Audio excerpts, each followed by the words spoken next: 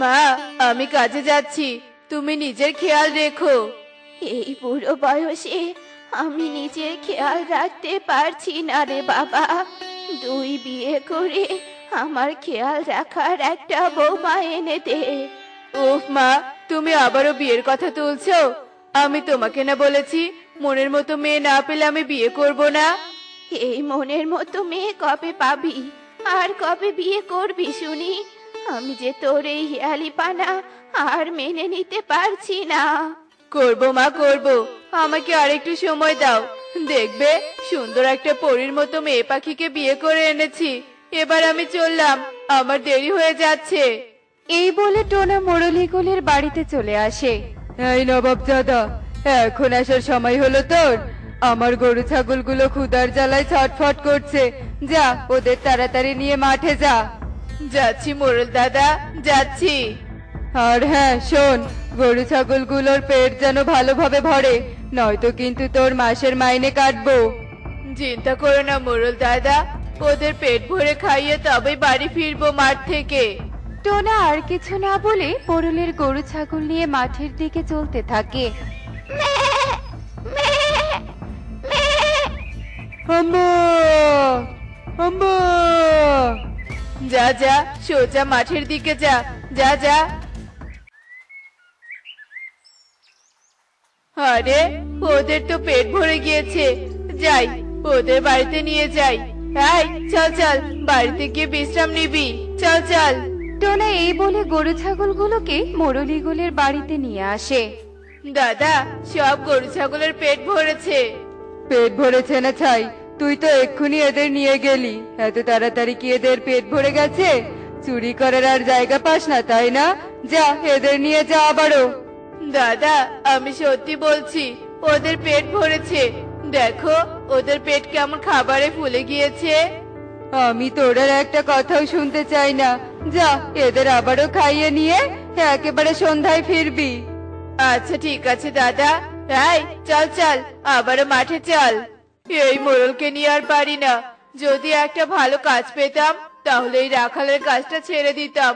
হে বিধাতা, আমাকে একটা ভালো কাজের সন্ধান দাও। এই বলে টোনা চলতেই থাকে। অন্যদিকে একটা গুহায় ডাইনি, এই নাও মিষ্টি খাও। দেখাই, কিন্তু একই মিষ্টিগুলো এত ছোট কেন? তোকে না বলেছি আমি বড় মিষ্টি খেতে পছন্দ করি? তাহলে তুই কোন সাহসে আমার কথা অমান্য করে ছোট মিষ্টি নিয়ে এসেছিস? আসলে ডাইনি, বড় মিষ্টি বানাতে অনেক সময় লাগে আর অনেক কষ্ট হয়, তাই আমি ছোট মিষ্টি বানিয়েছি। আর বড় মিষ্টি হোক বা ছোট, সেটা তো মিষ্টি তাই না? নাও এগুলো খেয়ে নাও ডাইনি। তোর এত বড় সাহস, মুখে মুখে তর্ক করিস? তোকে আমি এখনো বাঁচিয়ে রেখেছি আমার সেবা করার জন্য, নয়তো তোর মায়ের মতো তোকেও খেয়ে ফেলতাম। যা দূর হ, আর বড় মিষ্টি বানিয়ে নে আয়। হে বিধাতা, তুমি আমাকে কোন বিপদে আটকে রেখেছো? আমাকে এখান থেকে মুক্ত হতে সাহায্য করো, আমি মুক্ত হতে চাই। এভাবে বন্দী হয়ে এই অন্যায়কারী ডাইনির সেবা করতে আমার আর ভালো লাগছে না। মা, আমি তোমার মৃত্যুর প্রতিশোধ নিতেও পারছি না, তবে যদি কখনো এখান থেকে মুক্তি পাই আমি এই ডাইনিকে ধ্বংস করবই করব। এভাবে বেশ কিছুক্ষণ কেটে যায়। কেরে মুখ পড়ে, আর কতক্ষণ লাগবে তোর মিষ্টি বানাতে শুনি? তাড়াতাড়ি মিষ্টি নিয়ে আয়, নয়তো তোকে খেয়ে ক্ষুধা মেটাবো। এই তো ডাইনি, তোমার বড় মিষ্টি নিয়ে এসেছি, নাও নাও খাও এবার। আমি এখন রেস্ট নিব, আমার পা টিপে দে। আচ্ছা ঠিক আছে ডাইনি। টনি ডাইনির পা টিপে দিতে থাকে। এভাবে কয়েকদিন কেটে যায়। আজ তোদের বনের গভীরে নিয়ে যাব ঘাস খাওয়াতে, চল চল জলদি চল রে, এখান থেকে বনের গভীর অনেক দূর। এই তো এসে পড়েছি, যা যা তোরা ঘাস খাওয়া শুরু কর। আর আমি ওই গাছের নিচে বসে একটু বিশ্রাম নেই। টোনা গরু ছাগল গুলোকে রেখে যেই না গাছের নিচে বিশ্রাম নিতে চলতে ধরে, ঠিক তখনই টোনা হোঁচট খেয়ে পড়ে যায়। ওরে মারে, ওরে বাবারে, আমার পা গেল রে গেল। কিসের সাথে লাগলো দেখি? আরে এটা আবার কি? মাটির নিচ থেকে অর্ধেক বের হয়ে আছে, দেখি তো। আরে আরে, এটা তো একটা বাঁশি। ভালোই হলো বাঁশিটা কুড়িয়ে পেয়ে। এখন থেকে আমি এটা বাজাবো। হা হা হা হা হা। টোনা বাঁশিটা পেয়ে ভীষণ খুশি হয়ে যায় আর বাজাতে থাকে। টোনার বাজানো বাঁশির সুর গুহায় থাকা ডাইনির কান পর্যন্ত পৌঁছে যায়। হায় হায় রে, এই সুর কোথা থেকে আসছে? আমি এই সুর শুনতে পাচ্ছি না। থামাও, এই সুর থামাও, আমি আর শুনতে পাচ্ছি না। ডাইনি কান চেপে ধরে ছটফট করতে থাকে। কিছুক্ষণ পর বাঁশির সুর থেমে যায় আর সাথে সাথেই ডাইনির ছটফটানিও বন্ধ হয়ে যায়। কে বাজালো এই বাঁশি? আমাকে ওই বাঁশিওয়ালাকে ধরে বাঁশি কেড়ে নিতেই হবে, আর ওই বাঁশিওয়ালাকেও শেষ করতেই হবে। বাঁশির সুর শুনে ডাইনি এমন ছটফট করলো কেন? বাঁশির সুর শুনে কারো এমন ছটফট করার কথা তো নয়। তবে কি ওই বাঁশির সুরই পারবে ডাইনিকে ধ্বংস করতে? আমার মন কেন জানি বলছে ওই বাঁশির সুরই ডাইনির ধ্বংস। না না, আমাকে হাত গুটিয়ে বসে থাকলে চলবে না। ওই বাঁশিওয়ালাকে ডাইনির আগে আমাকে খুঁজে বের করতে হবে। কোথায় গেল? এখানে তো কেউ নেই। বেটা পালিয়েছে মনে হয়। আরেকদিন এখানে এসে বাঁশি বাজালে ওকে দেখাবো মজা। চারদিকে তো গরু ছাগলের পটি পড়ে আছে। মনে হয় যে বাঁশি বাজিয়েছে সে কোনো রাখাল। আমার বিশ্বাস ওই রাখাল আবারও এখানে আসবে। আমাকে ওই রাখালের সাথে দেখা করতেই হবে। যাই, এখন ভিতরে যাই, নয়তো আবার ডাইনি সন্দেহ করবে। টুনি এসব বলে গুহার ভেতরে চলে আসে আর কিছুক্ষণ পর ডাইনিও এসে উপস্থিত হয়। এভাবে সেই দিন কেটে যায়।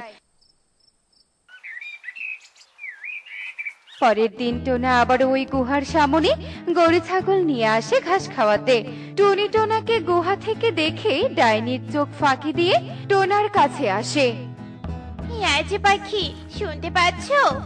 আরে বাহ, কি সুন্দর চোখ ধাঁধানো রূপসী পাখি। আমি তো এমন পাখিকেই খুঁজছি বিয়ে করার জন্য। কি হলো, শুনতে পাচ্ছো আমার কথা?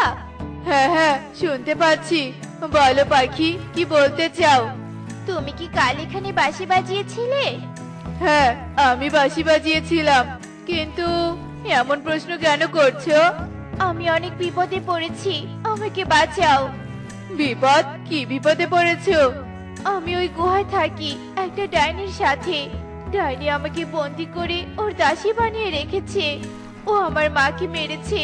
আমি এখান থেকে পালানোর অনেক চেষ্টা করেছি, কিন্তু পাইনি। ডাইনি তার অদৃশ্য শক্তির মাধ্যমে আমাকে আবারও খুঁজে এনেছে। তুমি আমাকে বাঁচাও, আমি মুক্তি চাই। কিন্তু আমি তোমাকে কি করে বাঁচাবো?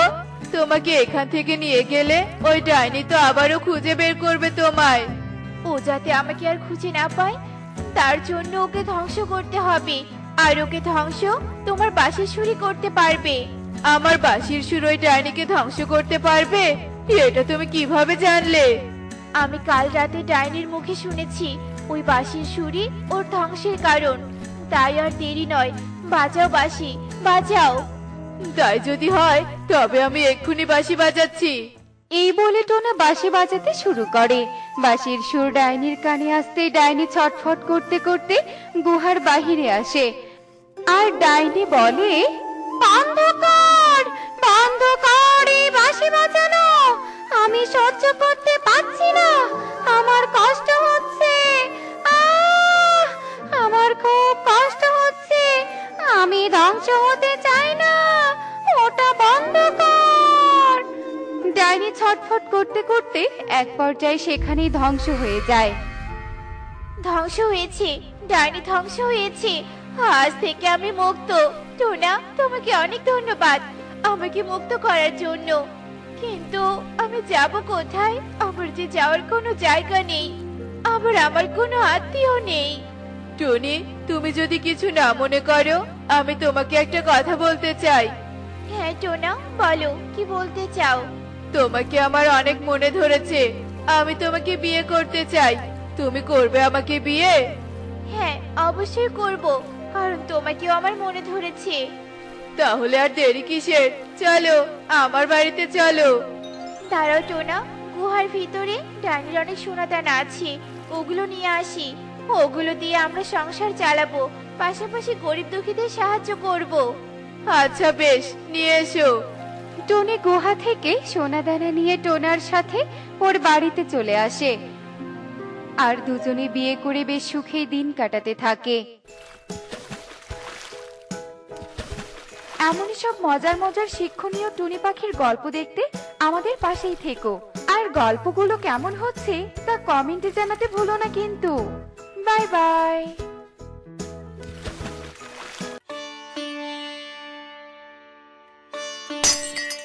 এই রে, থালাটা ভেঙে ফেললি, এখন হালুয়া কিসে খেতে দিব বলতো? এভাবে বলছো কেন? আমি কি ইচ্ছে করে থালাটা ভাঙলাম নাকি? হাত ফসকেই তো পড়ে গেল। এরকম সুন্দর থালা একটাই ছিল ঘরে, সেটাও ভেঙে ফেললি। বললাম যে এই থালাটা আনিস না, তাও আনলি। ফ্রেজিওয়ালা আসলে আরেকটা কিনে নিও, তাহলেই তো হয়ে যায়। কিন্তু হাতে যে তেমন কোনো টাকা নেই, মাত্র 150 টাকা আছে। এদিকে আবার আত্মীয়রা আসলে তাদেরকেও একটা ভালো থালায় খেতে দিতে হয়। আচ্ছা শোন, ঘরে কিছু কলাপাতা আনা আছে, নিয়ে আয় তো। ভাগ্যিস বন থেকে কলাপাতা নিয়ে এসেছিলাম, না হলে এখন আর হালুয়া এইভাবে খাওয়া হতো না। তুই বাড়িতে থাকিস, আর আমি একটু বনে যাচ্ছি, দেখি কোনো কাজ খুঁজে পাই কিনা। এভাবে ঘরে বসে থাকলে তো কিছুই করতে পারবো না। এই বনে ব্যাগটা আমাকে দিয়ে দে বলছি। এই ব্যাগে তো মনে হচ্ছে অনেক খাবার আছে। দিয়ে দে, আমাকে ব্যাগটা দিয়ে দে। ছেড়ে দে দুষ্টু বানর, আমার ব্যাগ ছেড়ে দে। কে আছো? আমাকে এই দুষ্টু বানরের হাত থেকে বাঁচাও, বাঁচাও। এরপর মিনু বৃদ্ধা বানরের অত্যাচার সহ্য করতে না পেরে চিৎকার করতে থাকে। আর তখনই সেই পথ দিয়ে টুনি যেতে ধরলে মিনু বৃদ্ধার চিৎকার শুনে সেখানে চলে আসে। হ্যাঁ দুষ্টু বানর, চলে যা এখান থেকে, যা যা, না হলে বনের পাখিদের ডেকে তোকে এমন মার খাওয়াবো না, তখন বুঝবি মজা। তাই ভালোই ভালোই চলে যা এখান থেকে। ওরে বাবারে, আমি চলে যাচ্ছি টুনি, তবু তুই কাউকে ডাকিস না। আমাকে ওই দুষ্টু বানরের হাত থেকে বাঁচানোর জন্য তোকে অনেক ধন্যবাদ। তুই না আসলে বানর ব্যাগটা নিয়েই যেত। কিন্তু বুড়িমা, তুমি এই মাছ বনে একা একা কি করছিলে? আর তোমাকে তো আগে কখনো এই বনে দেখিনি। এইসব কথা না হয় পরে বলবো, আগে আমাকে কিছু খেতে দে না, আমার খুব খিদে পেয়েছে। কিন্তু বুড়িমা, আমি যে কোনো খাবার সাথে নিয়ে আসিনি, তবে আমি বাড়িতে হালুয়া রান্না করেছি। তুমি আমার সাথে চলো, এভাবে আর বনে একা থেকো না। এরপর টুনি মিনু বৃদ্ধাকে তার বাড়িতে নিয়ে যায়, আর তাকে হালুয়া খেতে দিলে সে ক্ষুধার্ত থাকায় সব হালুয়া খেয়ে ফেলে। এখন বলো তো বুড়িমা, তুমি কেন এই বনে এসেছো? আসলে আমার নাতনির বিয়ে, আর আমার কাছে অনেক থালা বাসন কেনার টাকাও নেই, তাই একটু সাহায্যের জন্য এসেছিলাম। তুই কি আমাকে আরেকবার সাহায্য করতে পারবি? সাহায্য করার সামর্থ্য থাকলে কি আর তোমাকে কলাপাতা হালুয়া খেতে দিতাম? বলো বুড়িমা। তাও তো ঠিক, কিন্তু আমি এখন কোথায় যাই বলতো? কোথায় গেলে একটু সাহায্য পাবো? আচ্ছা শোনো বুড়িমা, এই বনের পশ্চিমে কালুদের বাড়ি আছে। ওরা অনেক ধনী জানো, ওদের থালা বাসন রাখার জন্য আলাদা থালা বাসনের ঘর পর্যন্ত আছে। তুমি সেখানে গেলে হয়তো কোনো সাহায্য পেতে পারো। তাই নাকি? তুই সত্যি বলছিস তো? তাহলে আমি এক্ষুনি ওদের বাড়িতে যাচ্ছি। আর এই যে আমার ব্যাগটা তোর বাড়িতে রেখে যাচ্ছি, দেখে রাখিস, কিছুদিন পর এসে নিয়ে যাব। এ কথা বলে মিনু বৃদ্ধা টুনিদের বাড়ি থেকে বের হয়ে সোজা কালুদের বাড়িতে চলে যায়। কাকলি, আয় কাকলি, একটু বাইরে আয় না, আমাকে একটু সাহায্য কর। কি হয়েছে? তুমি এভাবে চিৎকার কেন করছো? হ্যাঁ, অনেক আশা নিয়ে তোর কাছে এসেছি। আমার নাতনির বিয়ে, আমাকে কিছু থালা বাসন দে না, যেন বিয়েতে ওই থালা বাসনে আমি পাখিদের খেতে দিতে পারি। আর এমনিতেও তোর থালা বাসনগুলো তো পড়েই আছে। আমি কোনো সাহায্য করতে পারবো না তোমাকে। আর ওইসব থালা বাসন পড়ে থাকলে কি আমি সবাইকে দিয়ে বেড়াবো নাকি? চলে যাও এখান থেকে। আর তোমার গরিবের শখ দেখছি মন্দ না, থালা বাসন কেনার সামর্থ্য নেই, আবার নাতনির বিয়েতে পাখিদের খাওয়াবে। তোর ব্যবহার তো দেখছি অনেক খারাপ, আর তুই অনেক অহংকারী। তোর সামর্থ্য থাকার পরেও তুই আমাকে সাহায্য করলি না, আর তাই আমি তোকে অভিশাপ দিচ্ছি। তোর এই থালা বাসন তোর জন্য কাল হয়ে দাঁড়াবে, আর তোর রাতের ঘুম কেড়ে নিবে। এরপর মিনু সেখান থেকে চলে যায়। আর এভাবেই সারা দিন কেটে রাত নেমে আসে। আর রাত হতেই কাকলির থালা বাসনের ঘর থেকে অদ্ভুত আওয়াজ আসতে থাকে। কি থালা বাসনের ঘর থেকে এসব কিসের আওয়াজ আসছে? ওরে বাবারে, বাড়িতে আবার কোনো ভূত আসলো না তো? আয় কালু, ওঠো ওঠো কালু, আমার খুব ভয় করছে। কি হয়েছে? এত রাতে ডাকছো কেন? ওই দেখো, থালা বাসনের ঘর থেকে কেমন অদ্ভুত আওয়াজ আসছে। চলো চলো গিয়ে দেখে আসি। এরপর কালু কাকুলি মিলে তাদের থালা বাসনের ঘরে চলে যায়। আমি কি দেখছি? আমি তো নিজের চোখকে বিশ্বাসই করতে পারছি না। মনে হচ্ছে ওই বুড়ির দেওয়া অভিশাপের কারণে এসব হচ্ছে। হ্যাঁ কাকুলি, তুই ঠিক ধরেছিস। তোর কারণে এই বুড়িমার অভিশাপ আমাদের গায়েও লেগে গেছে। আর এখন আমরা তোকে শান্তিতে ঘুমোতে দিব না। আমরা রোজ রাতে এমন শব্দ করব। হ্যাঁ, আর ওই পরী কোনো সাধারণ পরী নয়, একটা পরী ছিল, আর ও পরীক্ষা নেওয়ার জন্য তোদের কাছে এসেছিল। এসব তোরে কি বলছিস? এখন আমি কি করব? কি করলে এই অভিশাপ থেকে মুক্তি পাবো? এখনো বেশি দেরি হয়নি, ওই পরী আবার টুনির বাড়িতে আসবে। তাই তুই কাল সকালে টুনিদের বাড়িতে যাবি, আর ওই পরীর কাছে ক্ষমা চাইবি। যদি ওই পরী তোকে ক্ষমা করে দেয়, তাহলে আমরা সবাই এই অভিশাপ থেকে মুক্তি পাবো, আর সব আগের মতো হয়ে যাবে। আচ্ছা আচ্ছা ঠিক আছে, আমি কালকেই টুনিদের বাড়িতে যাব, আর ওই পরীর কাছে ক্ষমা চাইবো। তবুও সারা তেমন না ঘুমিয়ে থাকতে পারবো না।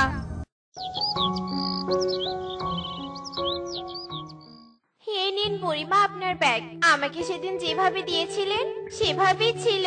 টুনি, এটার ভিতরে একটা সোনার থালা আছে। এটা তোর জন্যই ছিল। আমি তো শুধু তোর সততা দেখার জন্য সেদিন ওই কথা বলে গিয়েছিলাম। মানে কি? আমি তো কিছুই বুঝতে পারছি না।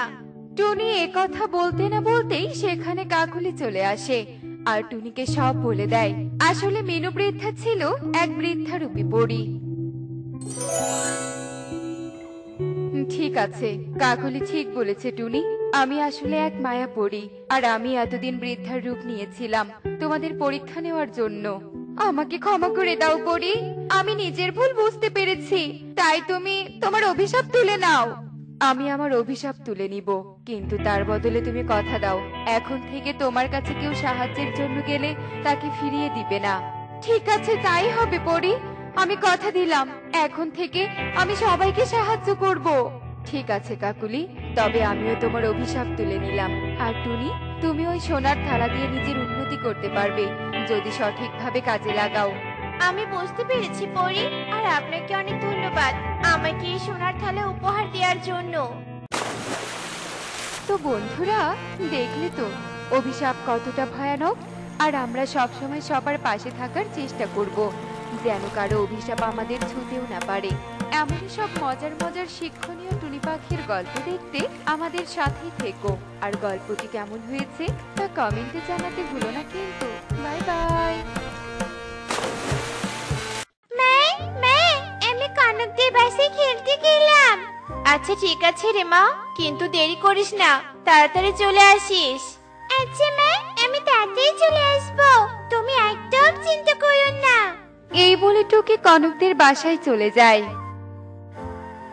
টুকি, তুই এসেছিস? আমি তো ভেবেছিলাম তোকে ডাকতে যাব, কিন্তু তুই চলে এলি। অনেক ভালো করেছিস রে টুকি। চল আমরা খেলা করি।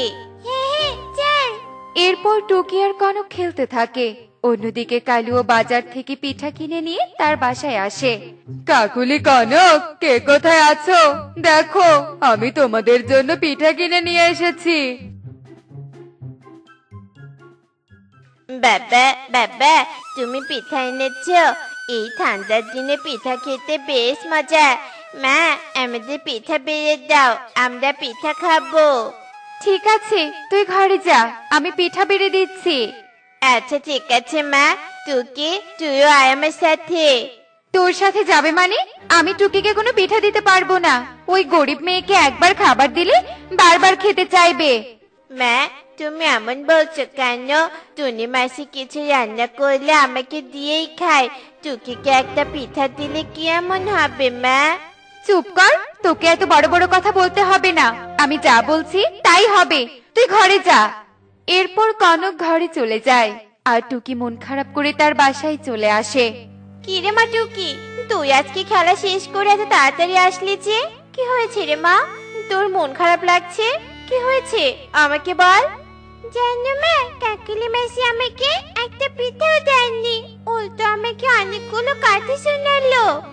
আচ্ছা ঠিক আছে রে মা, তুই আর মন খারাপ করে থাকিস না। শীত তো পড়েছে, আমি কাল থেকে শীতের পিঠার দোকান দিব, তখন তুই তোর ইচ্ছে মতো পিঠা খাস। মা, সত্যি বলছো মা? তুমি কাল থেকে পিঠার দোকান দিবে? কি মজা, কি মজা! আমি তাহলে নানান ধরনের পিঠা খেতে পারবো। হয়েছে রে মা টুকি, হয়েছে। তোকে আর এত খুশি হতে হবে না, এখন চল আমার সাথে, খেজুরের রস পারবো। আচ্ছা ঠিক আছে মা, চলো। এরপর টুনি আর টুকি খেজুর গাছের কাছে চলে আসে আর খেজুর রস পেরে তার বাসায় চলে যায়। আর এভাবে সেই দিন চলে যায়। পরের দিন টুনি নানান ধরনের পিঠা তৈরি করে।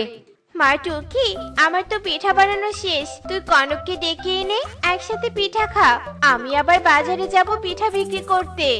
আচ্ছা ঠিক আছে মা, আমি কনককে এক্ষুনি ডেকে আনছি। এরপর টুকি কনকদের বাসায় চলে যায়।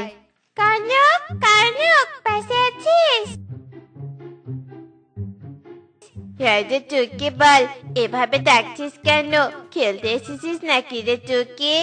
না যে কনক, আমি খেলতে আসিনি, মা অনেক ধরনের পিঠা তৈরি করেছে, তাই মা তোকে পিঠা খাওয়ার জন্য আমাদের বাসায় ডাকছে। চল এখন আমার সাথে চল। দাদা টুকি, আমি একটু মাকে বলে আসি। মা, মা, টুনি মাসি অনেক পিঠা বানিয়েছে, আমাকে পিঠা খাওয়ার জন্য টুনি মাসি ডেকেছে, আমি গেলাম মা। এরপর টুকি আর কনক টুনির বাসায় চলে যায়। টুনি পিঠা বানিয়ে আমার সন্তানকে খেতে ডাকছে, আর আমি কিনা সেদিন টুকিকে পিঠা দেইনি। আসলে রে টুনি, তুই অনেক ভালো, তুই আমার চোখ খুলে দিয়েছিস। এখন থেকে আমি আর কোনো হিংসামি করব না। এরপর টুনি কনক আর টুকিকে অনেক পিঠা দেয় আর তারা মজা করে পিঠা খায়। টুকি আর কনক, তোরা বাসাতেই খেলা কর, আমি এখন বাজারে যাই। আচ্ছা মা। এরপর টুনি সবগুলো পিঠা নিয়ে বাজারে চলে যায়। পিঠা নিয়ে যান, পিঠা, শীতের গরম গরম পিঠা। এসো এসো দাদারা দিদিরা, পিঠা নিয়ে যাও, পিঠা নিয়ে যাও। বাহ টুনি, শীতের সময় গরম গরম পিঠা নিয়ে বসেছিস? শীতের পিঠা তো তাহলে খেতেই হয়। দে দে টুনি, আমাকে গরম গরম পিঠা দে। হ্যাঁ ময়ূরী দিদি, এক্ষুনি দিচ্ছি। এরপর টুনি ময়ূরীকে গরম গরম পিঠা দেয় আর ময়ূরী মজা করে পিঠা খায়।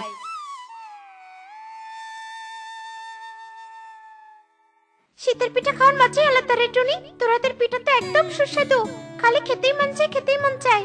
এভাবেই বনের পাখিরা একে একে সবাই টুনির কাছ থেকে শীতের পিঠা নেয়। টুনির অনেক ভালোই বেচাকেনা হয়। আর এভাবেই দেখতে দেখতে বেশ কিছু দিন কেটে যায়। একদিন শিয়াল টুনির বাসার সামন দিয়ে যাচ্ছিল। লো লো লো লো লো লো লো লো লো লো, শীত এসেছে, শীত এসেছে। ও মা, টুনির বাসার সামনে তো খেজুর গাছ। এই শীতের দিনে খেজুর রস খেতে যা মজা পাবো, তাহলে আমি রাতে এসে খেজুর রস চুরি করে খাবো। হা হা হা হা হা। এই শীতের দিনে বাজারে যেতে ইচ্ছেই করে না, এত শীতের কারণে শরীর অনেক কাঁপতে থাকে, কিন্তু কোনো উপায় নেই। এই পিঠা বিক্রি না করলে আমরা কি করে খাবো? না, বাজারে যাই, এই পিঠাগুলো আবার বিক্রি করতে হবে। এরপর টুনি পিঠা নিয়ে বাজারের দিকে রওনা হয়। আর যেতে যেতে টুনি এক ভিক্ষুককে দেখতে পায়। এ কি, এই ভিক্ষুকটা মাটিতে বসে আছে কেন? হয়তো ওনার খিদে পেয়েছে, আমি বরং ওনাকে কিছু পিঠা খেতে দেই। এরপর টুনি সেই ভিক্ষুকের কাছে চলে যায়। দাদা, আপনি নিশ্চয়ই অনেক ক্ষুধার্ত। এই নিন দাদা, এই পিঠাগুলো খান। ধন্যবাদ টুনি, তুই আমার অনেক উপকার করলি। আমার প্রচুর খিদে পেয়েছিল। সুখী হ রে টুনি, সুখী হ। এরপর টুনি বাজারের দিকে রওনা দেয়। আর যেতে যেতে এক পর্যায়ে বাজারে চলে আসে আর সব পিঠা বিক্রি করে তার বাসায় চলে যায়। আর এভাবেই সময় গড়াতে গড়াতে রাত হয়ে আসে। শিয়ালও খেজুরের রস চুরি করার জন্য টুনির খেজুর গাছের কাছে চলে আসে। এই রাতে তো সবাই ঘুমিয়েছে, তবুও আমাকে খুব সাবধানে পারতে হবে, যেন কেউ বুঝতে না পারে। এরপর শিয়াল লাঠি দিয়ে যেই না রসের হাড়ি পাড়তে ধরে, অমনি সেই রসের হাড়ি মাটিতে পড়ে যায়। এ মা, রসের হাঁড়িটা মাটিতে পড়ে গেল। এখন আমি কি খাবো? কেউ আবার টেরই পেল নাকি? এখানে থাকা ঠিক হবে না, আমি বরং কাল আবার এসে পারবো। এরপর শিয়াল সেখান থেকে চলে যায়। আর এইভাবেই রাত থেকে সকাল হয়ে আসে। এ কি, রসের হাড়ি এভাবে ভেঙে পড়ে আছে কেন? আজকে আমি কি দিয়ে পিঠা বানাবো? কে আমার এত বড় সর্বনাশ করলো? এরপর টুনি মাথায় হাত দিয়ে কান্না করতে থাকে।